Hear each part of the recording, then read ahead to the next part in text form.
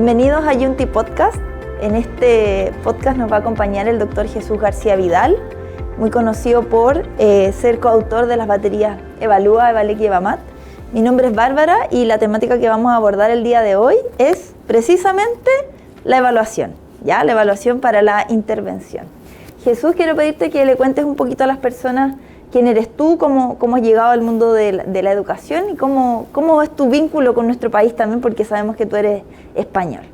Bueno, yo lo he dicho muchas veces y lo repito siempre. Para mí Chile es mi segundo país porque he venido tantas veces que si sumo mis estancias pueden estar en torno a los 7, 8 años que yo he vivido en este país. Y en segundo lugar porque a mí me gusta mucho este país. La segunda cuestión es cómo llego yo al mundo de la evaluación, ¿no? Como tú me has dicho. Mira, yo llego al mundo de la evaluación a través de la intervención. O sea, mis primeros libros no fueron de evaluación. Mis primeros libros fueron de resolver las dificultades de aprendizaje que tenían los alumnos. Dificultades sobre todo lectoras y matemáticas. Entonces, a partir de ahí me di cuenta de que hacían falta instrumentos que midieran de una manera diferente a como los instrumentos al uso. En mis tiempos, hace 30 y tantos años, que yo ideé los Evalúa, en aquellos tiempos solo había test de inteligencia para evaluar a los alumnos. Y claro, mayoritariamente nuestros alumnos no tienen problemas de inteligencia. La mayoría tiene dificultades de aprendizaje. Entonces, pensé, creímos, un grupo, que era importante aportar unos instrumentos diferentes. Y yo creo que sin duda alguna han sido realmente, yo lo digo siempre, me parece que hay mucha gente que dice, hombre, Jesús es un no sé cuánto en la lectura, en no sé cuánto, en no sé qué. Yo creo que yo lo único que he hecho de verdad, auténticamente de verdad, son las baterías. O sea, mi obra son las baterías de evaluación. Y nos has dejado ahí un gran legado, Jesús, a los psicopedagogos educadores diferencial que las utilizamos. Efectivamente, es decir, pero además lo hice para ellos. Es decir, yo supe captar cuáles eran las necesidades que la gente tenía. Desde tu propia experiencia. Desde mi propia experiencia. Y fuimos capaces de estructurar, pues son 10, 9, 18 y 11, pues 29 baterías. 29 baterías, cada una con alrededor de 15 o 20 test. Una auténtica barbaridad. ¿Qué fue yo le he dedicado Jesús? a eso más de 20 años de mi vida. Sí, muchísimo. ¿Qué fue primero? ¿Evalec, Evamat? Primero Evalúa. Primero Evalúa. Primero Evalúa. Y además por razones de tipo histórico, es decir, en los años 90, finales de los 80, principios de los 90, los intereses de la escuela andaban alrededor de identificar las necesidades de los alumnos que se inscribían en el sistema. Es decir, ten en cuenta que a partir de los años finales de los 80 es cuando en mi país se comienza la inclusión escolar. Súper importante ahí también. Claro, y necesitábamos detectar cuáles eran las competencias que esos alumnos traían para poder incluirlos y en qué lo incluíamos. Entonces ahí surge ese tema. Los test de inteligencia no nos servían. No nos servían para nada. Entonces tuvimos que inventarnos algo distinto. Y por eso salió la batería Evalúa. La batería, súper. ¿Cuál es la importancia de evaluar? Mira, hay mucha gente, yo siempre he dicho una frase y la he dicho muchas veces en Chile. Yo tengo una frase que yo la he hecho famosa, que es, dime cómo enseña, dime cómo evalúa, yo te digo cómo enseña. O sea, yo a través de cómo me diga un profesor que evalúa él, yo sé cómo enseña. Porque en realidad, si quisiéramos conseguir una transformación del sistema educativo o de un aula, lo que habría que cambiar es la evaluación. No el método, sino cómo evalúa ese profesor o cómo evalúa esa institución. Porque, ¿por qué la escuela es memorística? Porque lo que evaluamos es la memorización. La memorización. Si evaluáramos otra cosa, si evaluáramos competencias, la escuela se transformaría. Pero seguimos evaluando conocimiento. Por lo tanto, se sigue fomentando la memorización del conocimiento. Claro. Entonces, evaluar es una actividad, yo diría que imprescindible para enseñar bien. Y hay una cosa añadida, y esa evaluación no puede ser solo cuantitativa. Ahí viene el gran aporte que nosotros hemos hecho. Nosotros entendemos que no vale con decir que alguien en lectura, en matemática, en cognición, en desarrollo social, está disminuido o no. Eso es irrelevante para la educación. La evaluación educativa siempre tiene que ser formativa. Es decir, tiene que dar información para la intervención. Mira, esa es una mirada súper... Claro, es que mucha gente se cree que evaluar es simplemente calificar a alguien. No, si no hace falta ni la calificación. De hecho, una de las baterías que nosotros, las baterías EVALEC y EVAMAT, ni siquiera son necesarios llegar a establecer el nivel. ¿Para qué? ¿Qué miro? ¿Qué miro cuando aplico un EVALEC? ¿En qué me fijo?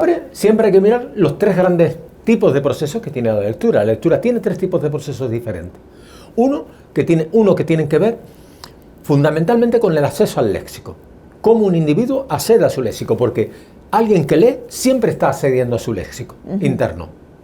La segunda cosa es cómo ejecuta la fluidez y la expresividad. Porque si alguien no lee de manera fluida y expresiva, no se va a poder leer el texto. Y una persona que quiere comprender un texto tiene que ser capaz de leérselo. Si no es capaz de leérselo a sí misma, puede que si se encuentra con una dificultad no tenga herramientas. Todos los que estamos aquí, cada vez que leemos un texto, lo que hacemos es, si no lo entendemos, nos lo leemos, entre comillas, para poder entenderlo. Si no te lo lees con fluidez y expresividad, no lo puedes entender. Y en tercer lugar, el tema de la comprensión de texto. Es decir, siempre, necesariamente, en la lectura es imprescindible atender a los procesos. Y hay tres tipos de procesos: léxico, de fluidez y expresividad, y de comprensión. No hay más. Tampoco es tan complicado. Lo que ocurre es que hay... La comprensión de texto, por ejemplo, es difícil de articular, porque hay que hacer una enseñanza muy específica. Y para la intervención, Jesús, en esos tres elementos que tú señalaste recién, ¿priorizo uno por sobre otro? ¿Parto por depende uno? de la dificultad. Depende de la y yo diría más bien que depende del nivel en el que esté el alumno. Es decir, nivel educativo, digamos. Claro, nivel educativo. O sea, los problemas de léxico se encuentran en los primeros niveles. No existen después. O sea, alguien que tiene dificultad en la comprensión de esto, esta es una cuestión importante, porque muchas veces la gente, los profesionales muchas veces están acostumbrados a detectar el nivel disminuido o no de alguien, asocia el análisis cuantitativo, es decir, como este chico respondió a pocas cosas, está mal en lectura. Y claro, eso es verdad. Eso es verdad. Lo que es mentira es que eso tenga que ver con su intervención. Porque gente que obtenga, tú piensas en una puntuación de lectura, vamos a suponer que un test mide hasta 100, ¿vale? Y hay 5 alumnos que tienen 50. Pues no tienen por qué tener nada que ver uno con otro. ¿Cuánta gente hay que tiene 100 de inteligencia y no se parecen en nada? Pues eso pasa también en el aprendizaje. Es decir, para interpretar es necesario esa mirada que yo decía, que es una mirada cualitativa, y es el análisis del proceso que está fallando. No es suficiente evaluar la cantidad, es necesario evaluar la calidad. El proceso en que está fallando o el proceso en que es competente. Entonces, un alumno puede ser en lectura, por ejemplo, imagínate que en la lectura, por ejemplo, de un niño de primero, dice, este alumno tiene un nivel adecuado, pero ¿adecuado en qué? ¿En la lectura visual o en la fonológica? Claro, hacer la diferenciación ahí también es importante. Porque ahí hay dos procesos que son casi antitéticos. Pero si nos vamos a la fluidez, exactamente igual. Es decir, ¿es mejor en exactitud, en fluidez, o en expresividad o en velocidad? Y hay 4 procesos. No es lo mismo. Puede haber la misma puntuación con gente que tenga habilidades totalmente distintas. Por lo tanto, su tratamiento educativo debe ser diferente. Perfecto. Jesús, y en cuanto a la intervención en matemáticas, también tenemos el EVAMAT, ¿no es cierto? O el EVALÚA, que incluye también los procesos, ¿no es cierto?, de esta área. ¿Qué miramos? ¿En qué nos fijamos? En la matemática es la gran desconocida en general, y eso los oyentes o los que estén viendo este podcast deben de tener en cuenta que, a pesar de que es de la que menos se habla, el porcentaje de personas que tienen dificultades en matemáticas es superior a los que tienen dificultades en la lectura. Superior. Alrededor del 60% de la población tiene dificultades con las matemáticas. ¿Qué ocurre? Pues lo que ocurre es que una buena parte de los profesionales de la educación también tienen el mismo problema. A muy pocos profesores que yo he conocido a lo largo de mi vida les gustan las matemáticas. Y eso lo que evidencia es una ausencia de dominio de determinados aprendizajes matemáticos. Pero yo te voy a señalar lo que, en mi opinión, en matemáticas, lo primero que hay que hacer es que la evaluación se haga lo mismo que hemos dicho de lectura. Tiene que hacer una evaluación cuantitativa y cualitativa. Perfecto. O sea, no vale, por ejemplo, decir, es que este chico, por ejemplo, es capaz de hacer todas las operaciones bien. Porque además en las matemáticas hay un elemento nuevo, que no está en la lectura, y es la velocidad. No es lo mismo decirle a alguien cuántas son 2 y 2 y que haga así, y te diga 4, a que te diga 2 y 2 y te dice 4, es que no tiene nada que ver. Hay un proceso más automatizado. La velocidad de procesamiento es muy importante en las matemáticas. O sea, hay aprendizajes conceptuales y hay automatización, que también lo hay en la lectura, pero en este caso hay automatización del proceso. Entonces, es necesario analizar las dificultades de esta doble perspectiva, la cantidad y la calidad. ¿Cuál es el proceso que está mal? Porque no es lo mismo tener dificultades, por ejemplo, en la resolución de problemas, no es lo mismo tenerla en la comprensión de los textos que en la estrategia de resolución. No va a ser raro entonces a lo mejor también encontrarnos con estudiantes que tienen dificultad de lectura y además en resolución de problemas. No va a ser raro, va a ser para nada, es una posibilidad. Para nada. Pero no solo eso, Bárbara, no solo eso, hay una cuestión más importante, es que globalmente los tipos de errores son los mismos. El sistema cognitivo falla de la misma manera. Mirad, en la lectura y en las matemáticas hay una coincidencia, es que hay una serie de dificultades que están relacionadas con la recuperación de la información de nuestro cerebro. Porque cuando uno lee, recupera información del cerebro, y cuando calcula también. Porque tú no puedes evitar, si yo te digo 5 por 5, tú no has podido evitar pensar en 25. Claro. Pero eso significa que hay un proceso en el que tú recuperas información de tu cerebro y la recuperas aunque no quieras. Aunque no quieras, la recuperas. Si tú lo tienes automatizado. Si no lo tienes automatizado, no. Porque si yo te digo a ti 1324 por 623 y ya no lo recuperas. Claro. Y hay otro tipo de error que también se da en la lectura, que son las dificultades estratégicas. Las de la comprensión de textos también se dan en las matemáticas y no en la resolución del problema, sino en general. Porque para tú hacer una operación tienes una estrategia. Claro. Y a veces esa estrategia no existe, no se ha aprendido o está alterada. Normalmente los profesores lo que hacen, fíjate en una cosa muy curiosa, es enseñan una sola estrategia para multiplicar, por ejemplo. Craso error. Habría que enseñar muchas estrategias para multiplicar. Habría que enseñar a los chicos a multiplicar gráficamente, simbólicamente, en cruzado, dividiendo, por partes. ¿Para qué? Para que se meta dentro de la estrategia que es dividir, porque multiplicar es una estrategia que consiste en multiplicar un número una serie de veces. Si tú no lo haces muchas veces, ¿qué ocurre? Lo mismo que en la lectura, se automatiza. Craso error, porque el niño tiene que comprender primero la multiplicación. Claro, comprender lo que significa. Claro, comprender lo que significa. Conceptual, multiplicar, dividir, tiene que comprenderlo. Le pasa como a los problemas. Un niño, por ejemplo, montones de gente, y no, es que este niño no sabe hacer problemas de suma. Eso no es una categoría de problema. Los problemas no se dividen por las operaciones, porque si no es cálculo. Mira, claro, qué interesante esa mirada. Claro.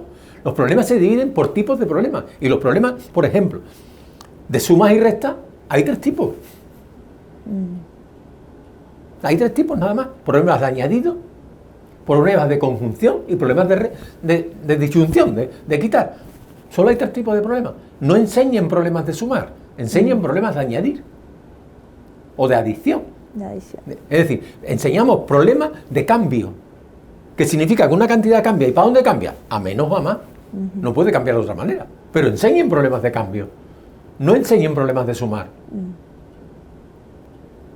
Y en la multiplicación y la división es igual.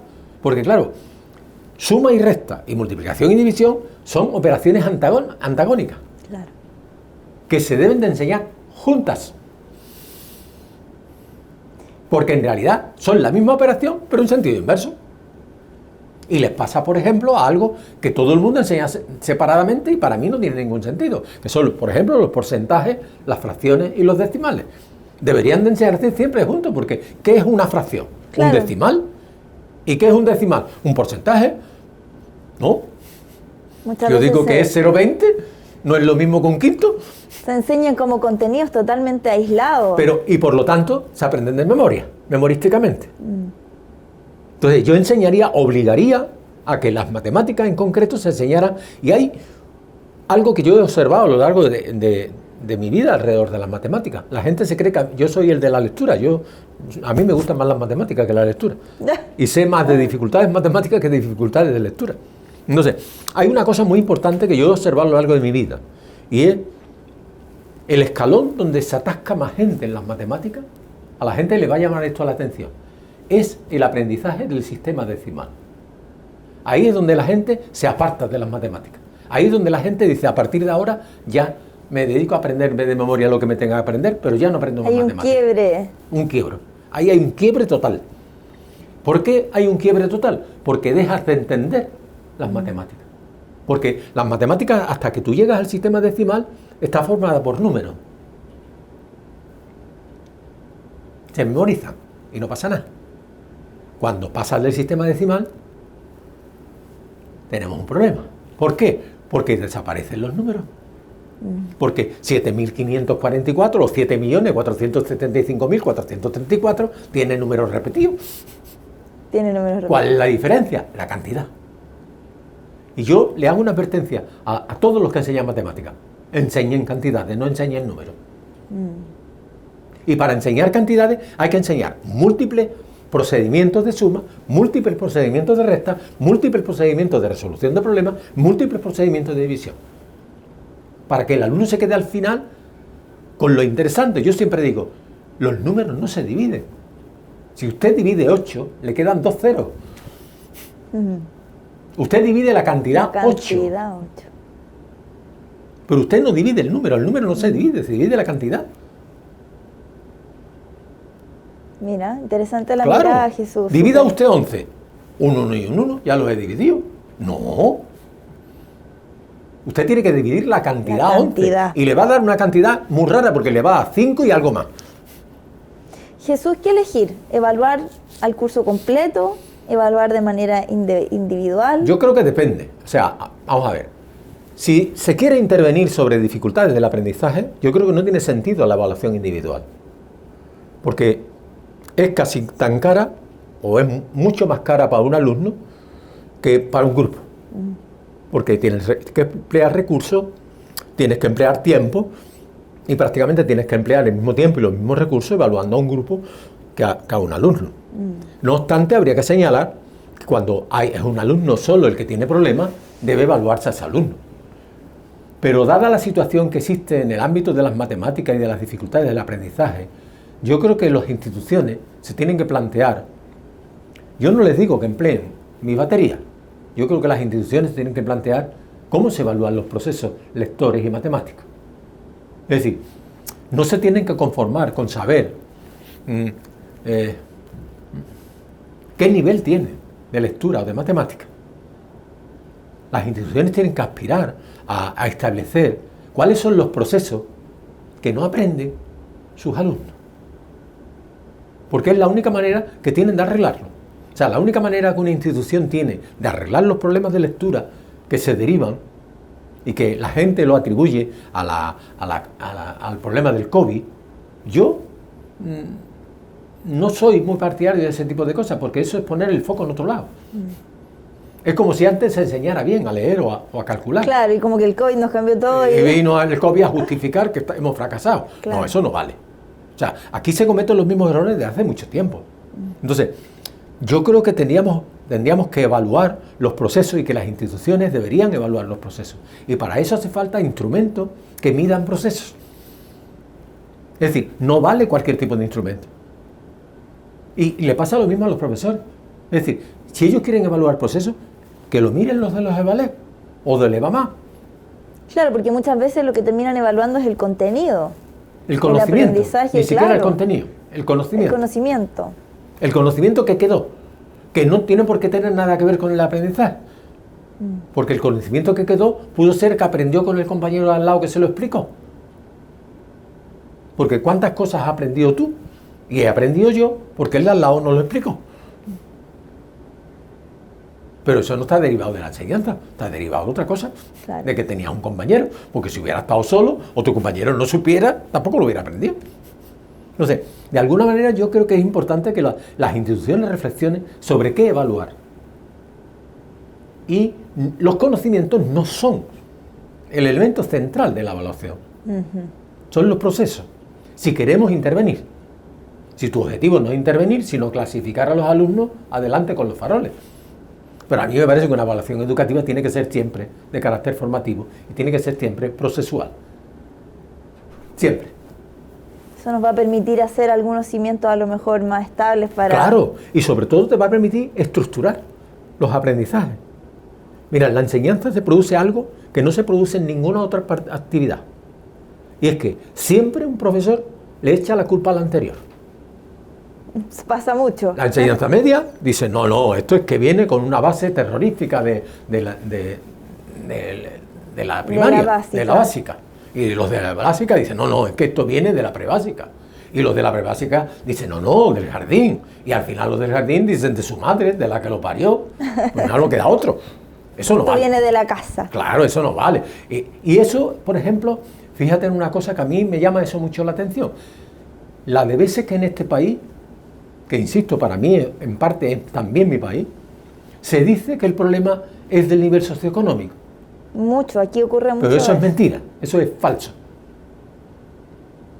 La que enseña a leer en la escuela y la que enseña a calcular en la escuela. Y las dificultades se dan en lectura y matemática.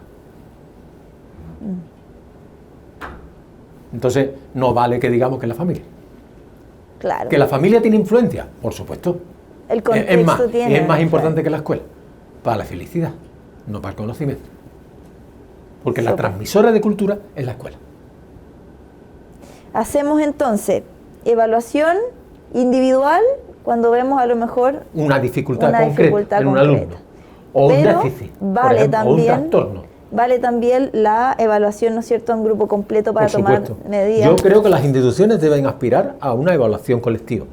De proceso. De proceso. Buenísimo, Jesús. ¿Qué pasa con la necesidad educativa permanente? Estudiantes, hoy día nos hemos encontrado con un contexto donde siempre han existido personas en el espectro autista, pero hoy día en Chile es un tema súper importante, está siendo un tema central, es una preocupación central. Sí. ¿Qué pasa con las habilidades? ¿Cómo intervenimos ahí? Yo pienso que no tiene que haber un planteamiento diferente, porque cuando se evalúa los procesos tienen la virtualidad de que no estamos evaluando al alumno, estamos evaluando los procesos que tiene. Y hay una serie de procesos que siempre son los mismos. Es decir, por ejemplo, los procesos que hemos visto de la lectura o de las matemáticas son los mismos, se sea autista o no. Si los tiene, y si no los tiene, lo debería tener. Ahí es súper importante eso que tú dices, porque mucha gente que se cuestiona si tiene que utilizar otro tipo de método. Pero porque la gente toma el nivel competencial que ese sujeto tiene, y el nivel competencial solo sirve para clasificar. O sea, cuando tú dices, este sujeto tiene disminuido el cálculo, ¿eso qué quiere decir? Para el tratamiento, nada, es irrelevante. Porque tú me tendrías que decir cuáles son los procedimientos y las estrategias que tiene mal en cálculo. Si el problema es que recupera mal de la memoria, o el problema es que no tiene estrategia de cálculo. Es que son dos dificultades totalmente diferentes. Entonces, yo pienso que precisamente esa fue la razón del nacer el EVALEG y el EVAMAS. O sea, nosotros en su momento nos planteamos las baterías EVALEG y EVAMAS precisamente para evaluar cualitativamente los aprendizajes, los procesos.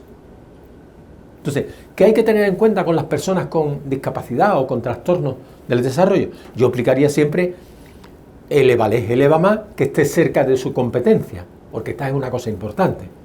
Solo podemos evaluar con instrumentos cercanos a la competencia. Yo siempre les digo a todo el mundo que me escucha o que me quiere escuchar que no se puede evaluar a la gente sin recoger información. Y si no me sirve aplicar un nivel muy alto, dices claro, tú. Pues si tú aplicas un EVALEG 8 y se lo aplicas a un niño de primero, y tú dices, ha sacado 0. No, perdona, no ha sacado 0, no ha sacado nada. Y nada no es 0, ¿eh? Claro. Nada no Necesito es 0. bajarme de nivel entonces a Claro, un nivel más hay que cercano. bajarse de nivel, pero no vale hacer el análisis cuantitativo, en el caso de las personas con discapacidad. Ahí voy a lo cualitativo. A lo cualitativo. Perfecto. Porque el EVALEC y el EVAMAT tienen dos procesos diferentes. O sea, hay un análisis cuantitativo y hay un informe que saca el computador de carácter cuantitativo y un perfil, y hay una parte que es puramente cualitativa. Cuando estén aplicando esas pruebas a alumnos con discapacidad, utilicen solo el análisis cualitativo y podrán aplicar el EVALEC 1 a alguien que está en octavo Perfecto. Súper buena y el EVAMAT 1 a alguien que está en quinto. Porque Esa va a decisión detectar, claro, a partir del conocimiento que tengamos del claro, estudiante. Claro. Nunca, además, porque nunca se debe aplicar, nunca se debe evaluar con instrumentos lejanos de la competencia de alguien, porque no recogen la información. Tú no recoges ninguna información. Si tú, por ejemplo, si yo te hago un informe, imagínate que yo digo, bueno, pues te voy a examinar tu nivel de ruso. Yo creo que no hace falta ni medírtelo, ¿no? No. Pero nunca podré decir en qué parte del proceso de la lectura en ruso fallas tú. Solamente pues llega a la conclusión de que no sabes ruso. Pero para eso no hacía falta que yo te evaluara.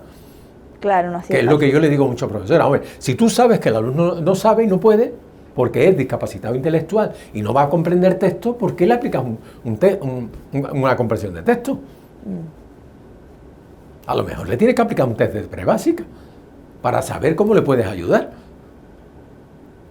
Ahí Porque está yo no te puedo ayudar a ti en ruso, te tendría que enseñar primero en ruso. Exacto. Y hay una cuestión ahí que yo siempre repito. La gente solo tiene dificultades en las cosas que tiene en alguna medida. Nadie tiene dificultades con lo que no tiene. Tú y yo no tenemos dificultades con los millones de euros que tenemos en el banco. ¿A que no? Yo no, por lo Yo menos. tampoco.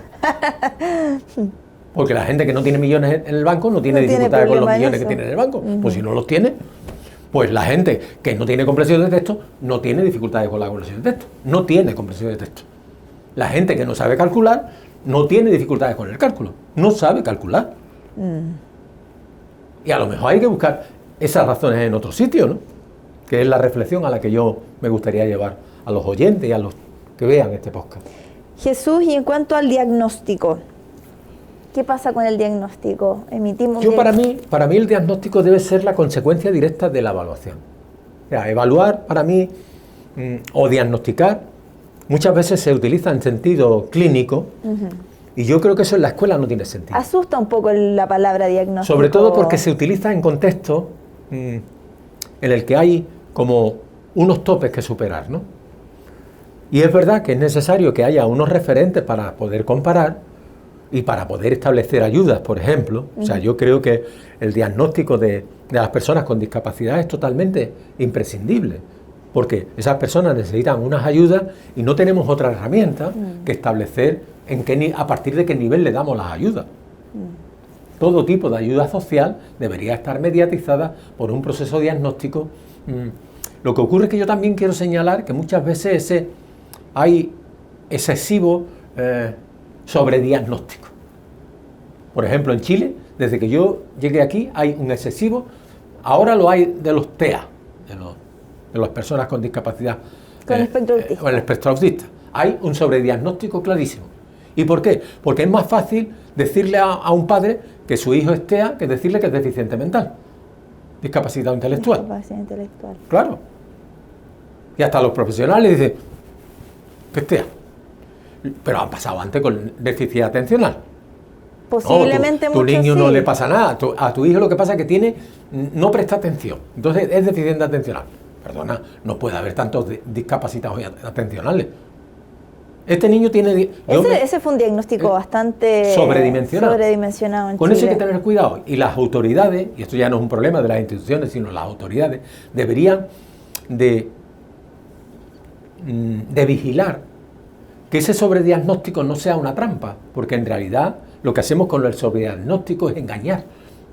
Cuando se sobredimensiona un trastorno, estamos engañando a la sociedad y a las instituciones, porque lo que hacemos es extraer recursos de la administración que deberían dedicarse a otra cosa. las baterías cuando tú las pensaste no tenían ese foco, ¿sí? No, para nada. Yo nunca pensé, yo lo he dicho muchas veces, yo nunca pensé que a estas alturas de mi vida yo iba a hacer el recorrido hasta que puedo hacer. Yo creo que el azar, y es verdad que he trabajado mucho, pero yo creo que el azar también me ha ayudado. Yo he sido una persona afortunada en el terreno profesional durante toda mi vida y lo sigo siendo. Sí, Jesús, por eso te tenemos acá. Bueno, Jesús, ¿alguna estrategia que nos quieras dar para cerrar este tema de la intervención?